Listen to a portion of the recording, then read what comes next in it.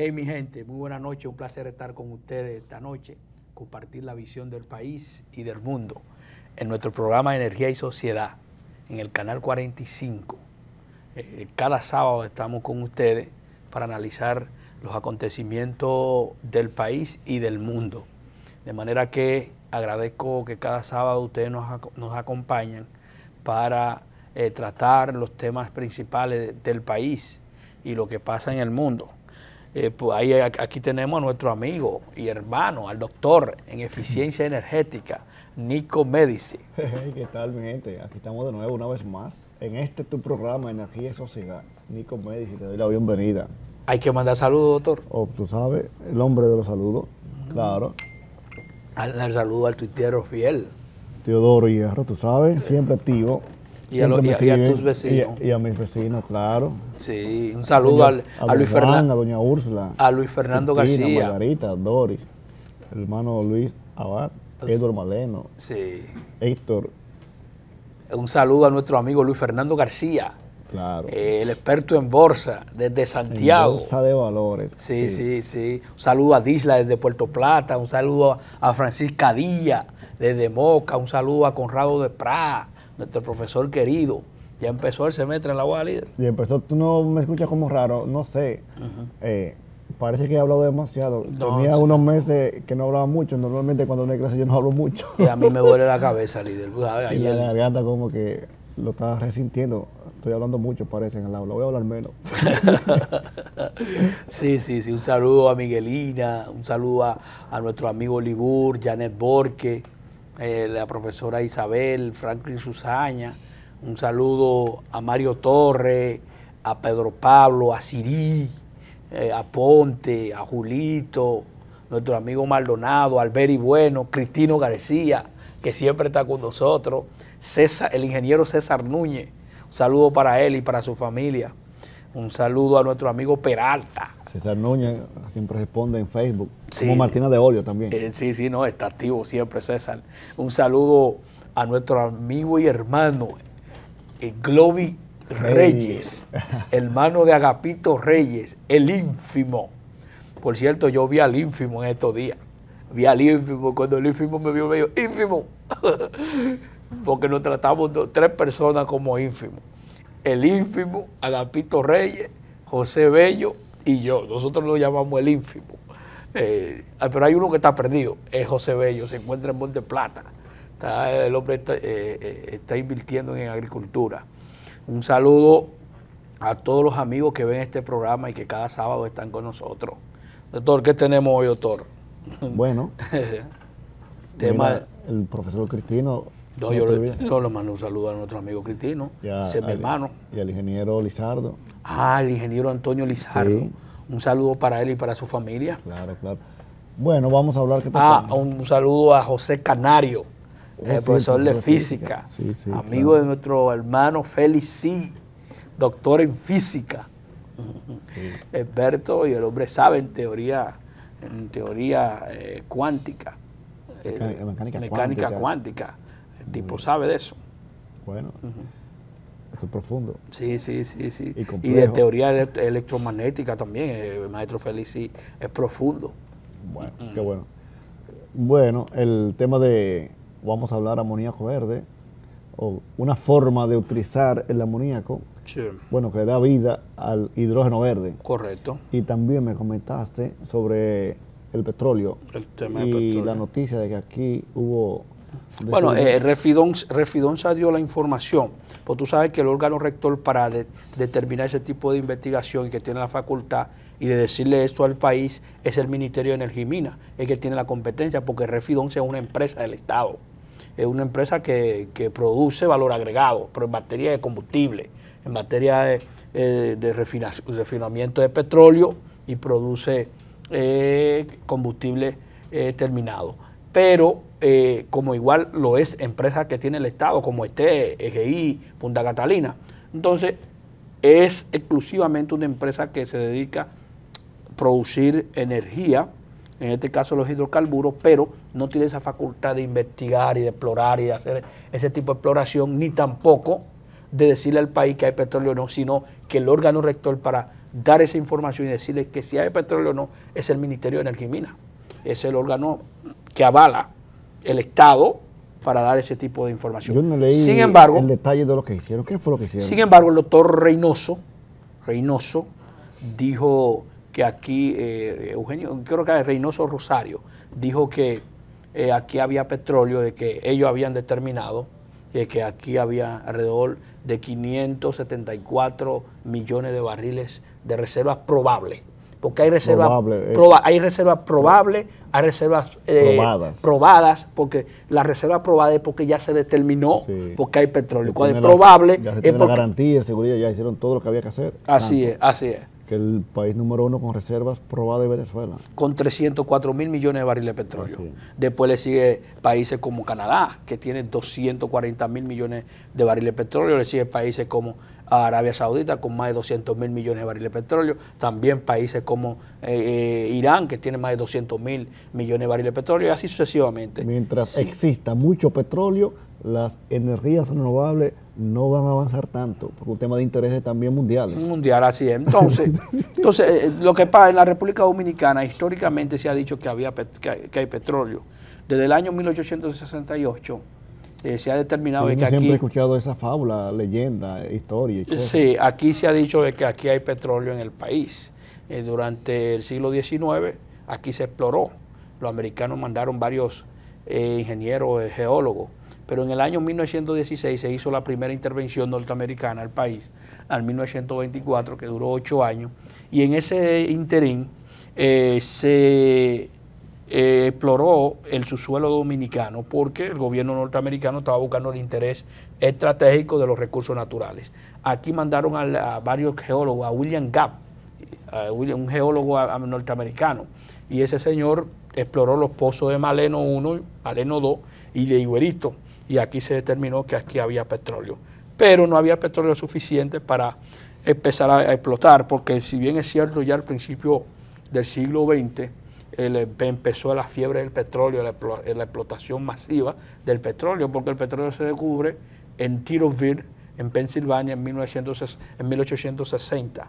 Pero ya empieza a explotar a gran escala ya en la segunda década del siglo XX. Y que en ese inicio la gasolina era un subproducto. Era un subproducto. Como no sabían qué de uso darle, lo tiraban. Tremendo, ¿eh? Porque lo que se utilizaba mayormente era el aceite de ballena. El aceite, exacto. Y lo que se extraía mayormente del petróleo era el querosén. En el querosén que se utilizó mayormente en los primeros vehículos del Ford. Sí, también para iluminar. Para iluminar. Por eso la usaban el aceite de ballena, para iluminación. Así es. Eso salvó a las ballenas, ¿sabes? Así es, salvó a la ballena. Así es.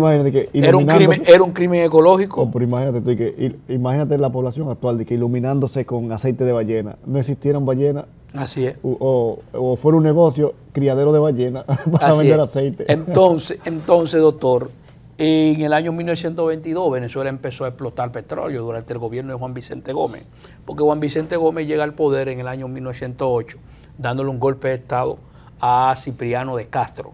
Pues Cipriano de Castro estaba gobernando desde el 1899 hasta el 1908, porque él gobierna después que asesinan al presidente Joaquín Crespo.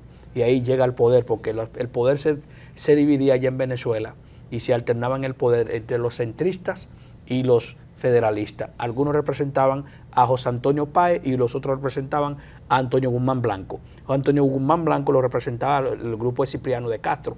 Pero ¿qué pasó? Como los capitales norteamericanos, los capitales europeos estaban en Venezuela, por ejemplo, Francia, Reino Unido, Holanda, Alemania, Italia, invirtieron en Venezuela en varios proyectos, en lo que tiene que ver en los ferrocarriles, en vías de comunicación, las telecomunicaciones, ya al finales del siglo XIX. Entonces, ¿qué pasó? El gobierno de Venezuela se endeudó a tal punto con los europeos y no quiso pagarle, y no pudo pagarle tampoco a este gobierno, a los gobiernos europeos. ¿Qué hicieron los gobiernos europeos? Bueno, le hicieron un bloqueo a Venezuela. Te mandaron varios buques, entonces esos buques que ellos mandaron ahí en la costa del Caribe, entonces buscaron una salida los norteamericanos a través de la política del Big Steel, del gran garrote de Teodoro Roosevelt. Roosevelt entonces en 1903 se reúne con el presidente de Venezuela, con Cipriano de Castro y con los grandes empresarios europeos y determinaron un protocolo, se llamó el Protocolo de Washington. Ahí entonces Venezuela empezó a pagar la deuda con Europa. Pero ¿cuándo fue que eso empezó? En 1922, con la explotación del petróleo, cuando llega la Standard Oil en Venezuela, que fue la primera empresa que llegó a explotar petróleo allá, que es empresa de capital norteamericano. ¿Qué pasó? Aquí en República Dominicana, en el año 1943, 1933, 1934, durante la dictadura de Trujillo, también fueron a Higuerito 1 y Higuerito 2 en Azua, donde se exploró y se sacó petróleo, pero nunca terminaron diciendo un informe que aquí había una reserva probada de petróleo para ir a explotarlo. Lo que simplemente había indicios que sí había petróleo. ¿Por qué? Bueno, lo primero es, hay que decir que la cuenca del Caribe está Venezuela, está Surinam y está también Guyana y Trinidad y Tobago. Todo lo que tiene que ver con el arco antillano, que empieza desde la costa de la Florida, costa del Golfo de México, hasta todo lo que tiene que ver con el Caribe, hasta Venezuela y Colombia. ¿Qué sucede? Todo lo que tiene que ver con ese arco, ahí hay reservas de petróleo y las mayores reservas de petróleo del mundo están ahí, porque Venezuela es el país con la mayor reserva y nosotros estamos en el Caribe. Entonces, si estamos en el Caribe, alguito no debe tocar. Entonces, ¿qué pasa?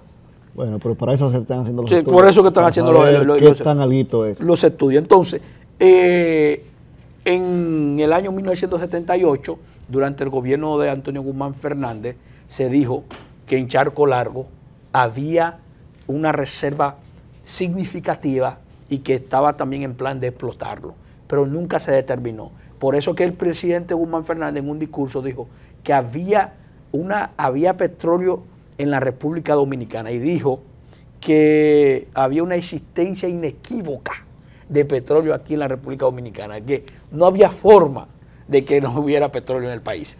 Sin embargo, nunca se explotó.